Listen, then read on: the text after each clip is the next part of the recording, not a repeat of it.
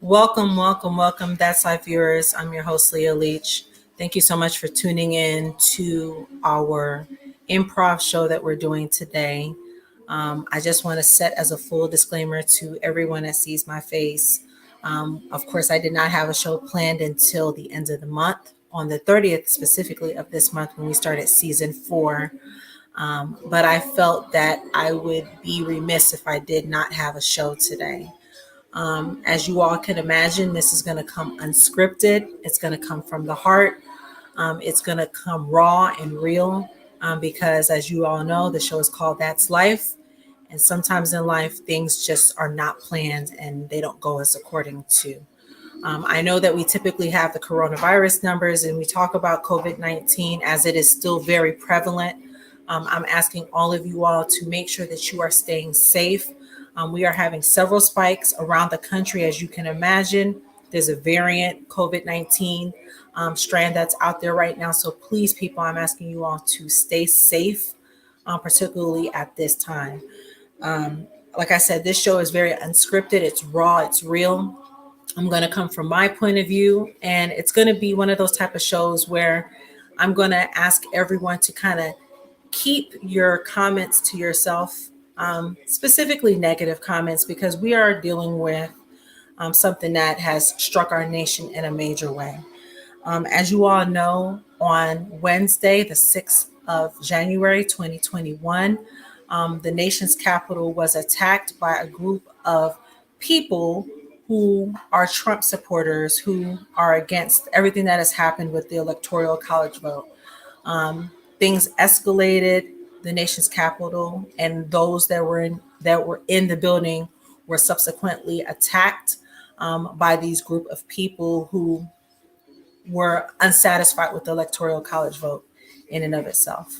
I know we had discussed many a time about the voting process and what that looked like. We had talked about Donald Trump and his displeasement with the whole voting process. I know all of you all have been on some kind of platform to see that he has discussed with every single news outlet, with every single anything that he could be, that he was cheated and that it was a fraudulent voting system that was in place. That has been disproven more times than I could probably even count and remember. And I'm not here to dredge that up. That's not what this is about. This is not what this show is about. This show is to honor those that died that day. I know some of them died and they were Trump supporters and they were there for the sole purpose of going there for whatever reason, but there were a lot of innocent lives that were lost, including a police officer that died subsequently because of the Trump supporters. I'm here to just say this, and I know we've had many a conversation. There's been many of dialogue that has happened. We've seen dialogue about Black Lives Matter. If this was Black people, we would not have been able to get away with as much as we did. I've heard conspiracy theories. I've heard all of that. But the bottom line for me is that Donald Trump is still the president for the next 11 days. And what frightens me the most is that there's so much that he still can incite in the next 11 days. We all can agree to disagree about politics. As I told someone earlier today, a duck is a duck. I think we have to choose to see what we need to see. And at this point, we need to bring unity to this country. We need to come together to see that there's something really wrong within our nation. One of the things that I'm going to talk about right now today on today's show is privilege. I think a lot of people thought that privilege did not exist. And when Black people, African-American people, we talked about privilege, it was something that was farce. And I believe on this past Wednesday that everybody had a chance to see what privilege looked like. I believe that a lot of people got to really get a wake-up call, a true wake-up call about what that looks like. And it's unfortunate that it had to take an incident like this for people to see it. But I'm glad that it had to take something like this, because I think that sometimes as people, we want to see and we want to put blinders up and we don't want to see a truth as it is. It's just unfortunate that it had to take this, but sometimes that's what it has to take in order for people to see things as they are. It's just a very sad day. And I just think that at this point, we as a nation have a responsibility to love one another.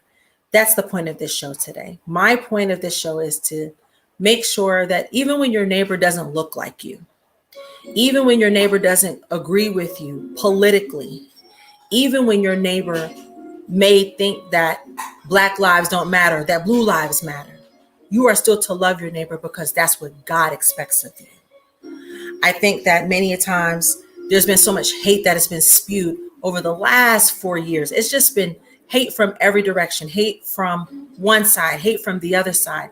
And at some point as a people, we have to get together and we have to come together because this is still our world that we live in, the world that we reside in. I have children, and to have to explain to my children what happened on Wednesday, January 6th, was one of the hardest things I've ever had to do as a parent. I've heard so many negative, ugly, vile things over the course of this past week. I've heard people say that these white people deserve to get what they got. I've heard people say that these politicians, the Republicans, they deserve to see what they saw from these people on the 6th. I've heard everything. And honestly, I've never been more tired of my TV, tired of my radio. I've never been more tired of humans as a whole. We are missing the bigger picture. The bigger picture is we are to love one another. I think that we're talking about making America great again and making America how it once was. Guess what? Nobody owns America. The only person that truly owns America, if we want to get real and raw and unscripted, is the Native Americans because they were here first. Everybody else is a foreigner. That's just how I feel about it. It's just very unfortunate. It's very sickening. And it just makes me feel discouraged. But one thing I'm encouraged by is the fact that no matter what goes on in our world, no matter what ugliness, evilness, hatefulness comes in this world, God is still fully in control. On January 20th, Joe Biden will be inaugurated as the 46th president of the United States. I won't lie, people. We are living in perilous times. We're living in a time where people want to kill people within their own party. We're living in a time where people do not value life, where people do not value property. They don't value anything. And we as a nation, we as a people have to come back to the roots of all of this and come back to loving and kindness and caring for one another. Because at some point we've lost that along the way. And in 4 years, that's one thing that we've all should have learned. We've all should have learned what hate, what dislike for a color, a race, ethnicity looks like. We could sit here, whether you're Republican, whether you're Democratic, or whether you're independent. All of us have heard Donald Trump say something hateful about someone. All of us have. And if we get really real with ourselves and really honest with ourselves, we sometimes have traits of Donald Trump. We spew hate on people. We spew ugliness on people just because they don't look like us, just because they don't sound like us. So I'm telling everybody, and I wanted to make this show short and brief because I'm not here to preach political views. I'm not here to tell you to be Democratic. I'm not telling you to join the blue wave. I'm not telling you to do any of those things. There was a lot of great things that happened this week, including a state that was once red that did turn blue because people used their voice to vote. It's not for me about Democratic or anything. It's just about the people using their voice and being encouraged to vote despite all that has happened that preceded that. My thing is, the bigger cost to it is that we have to learn how to come together and love one another. This is the United States of America. This is the country of the melting pot. This is the country of all different ethnicities, all different ages, races, everything. And we have to come together as a united front and to stop the hate, the ugliness that comes in this country. We have to be real with ourselves and get back to the root of who we are as people. We are not taught. We are taught to hate. Love is a learned behavior. We are taught to hate. whether that's by your parent, whether that's by your friends, whether that's by anybody. We are taught to hate. We need to get back to the root of it and the cause of it. Now, one of the things I'm worried about is there has been a lot of rumors that has been circulating around Antifa, the Proud Boys, and the Nationalists doing more things, inciting more things as the days are to come. I heard something on CNN the other day from one of my favorite commentators, Van Jones. And Van Jones said, this is either the end of something or the start of something else. And what I'm telling you as a people is that we have to get back to the root of what has caused all these things, what has planted the seed for all these things. And we need to fix it as a group and as a people.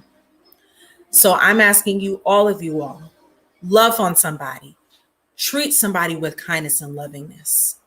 Don't do all these things that we've seen the last few days. We've seen so much in the last few days.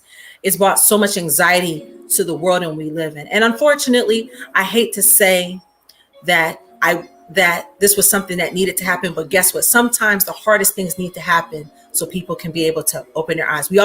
All of us have to take the cataracts off of our eyes and realize that our nation needs to be fixed and needs to be rebuilt. Making America great again is not about making it all white. Making America great again is not about Black Lives Matter and making it all Black. Making America great is us being united on a united front. That's what making America great again is. And I wouldn't even say making it great again. I would say making it great, because it was never great. We started this land, this United States of America, based on a lie, based on bloodshed, based on stealing and thievery. And guess what? Over time, that's only manifested its way into other things. We need to make America great, not make America great again, because it's never been great. So I hope that today, when you see my face, that you will love your neighbor as you would love yourself, that you would treat your neighbor with love and kindness. Again, I'm not here to tell you what political party to be a part of. I'm not here to bash the Antifa and to bash the Proud Boys. I'm not even here to bash Donald Trump. I'm not a big Donald Trump supporter. Everybody who knows me knows that. But I'm not here to bash him. Donald Trump has real problems, real life problems that he has to deal with and sort with on his own. We as a people need to treat each other with loving and kindness. That's the bottom line for me. It's very heartbreaking. It's very sad, but it's a real reality and it's a real wake-up call for all people. I'm asking every single one of you all that see me and can see this show that we're doing that's unscripted, that you will love someone, that you will forgive someone. Even when your enemy hurts you, you will forgive them, because God expects that of you. He expects that of you, is to forgive. That's the bottom line. So I'm going to read my quote of the day and I'm going to read my scripture of the day. I hope that no matter what's going on, that we were able to see history being made, because we have had history being made in this presidency. Our first African-American vice president, our first Jewish senator for the state of Georgia, our first African-American senator for the state of Georgia. That doesn't need to be overshadowed by the hate that we've had and that we've seen. So I'm asking everyone to really remember the history that has been made.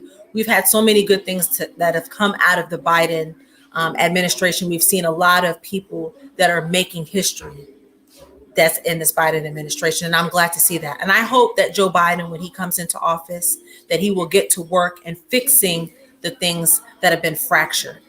Again, it's all about loving your neighbor and being good to your neighbor. So I'm going to end with a quote and a Bible verse. And I hope to see you on January 30th. I hope that we don't have any more incidents like the one in Capitol Hill. In the nation's capital. And I hope that we don't have any more issues anymore relating to it. But you all, it starts with you. I could talk about everyone else, but it starts with you. Okay? So our quote for today comes from Mahatma Gandhi. The day the powerful of love overrules the love of the power, the world will know peace. And that's what we need right now. Is what we need is peace. The Bible verse of today is Colossians 3:12 and 14. Therefore, as God's chosen people, holy and dearly loved, clothe yourself with compassion, kindness, humility, gentleness, and patience. Bear with each other and forgive one another if any of you have a grievance against someone. And over all these virtues, put on love, which binds them all together in perfect unity. Stay united, stay loving one another.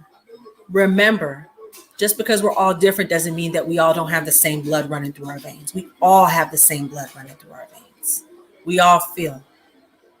All lives don't matter if one life is not getting the same equal treatment as the others. Remember that. We saw all these things happen and the capital, the nation's capital.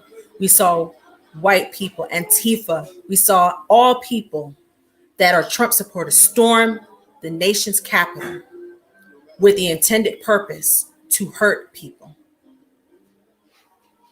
And yet, guess what? They're still alive. They still get to go home to their families. And yet we have peaceful protests. Black Lives Matter. Not all of them are peaceful, but most of the times they are. And we're treated like animals. All the very things that you all complained about with Colin Kaepernick taking a knee, he took a knee for something like this. But yet I've seen people degrade our flag at the nation's capital. Remember,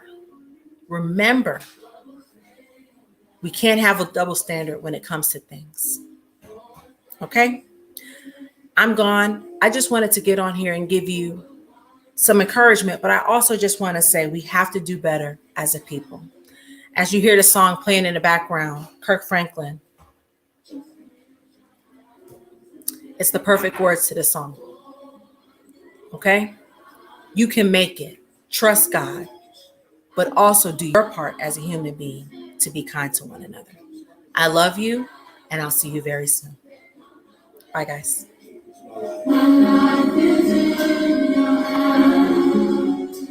Let's